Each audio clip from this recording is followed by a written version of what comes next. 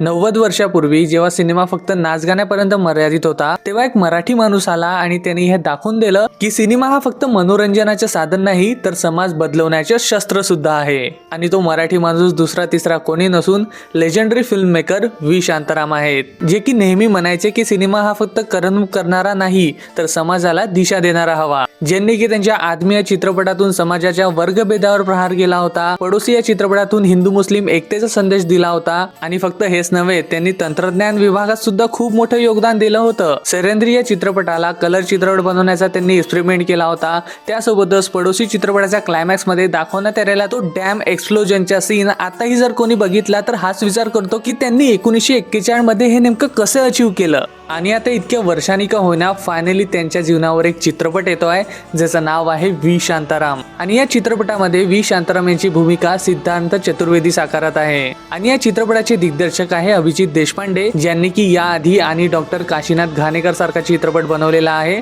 जो की सुद्धा एक बायोपिक होता। आणि आता फायनली आपल्या legendary film maker V Shantaram यांची गोष्ट आपल्याला मोठ्या स्क्रीनवर बघायला मिळणार आहे, ज्यासाठी मी तर फार उत्सुक आहे।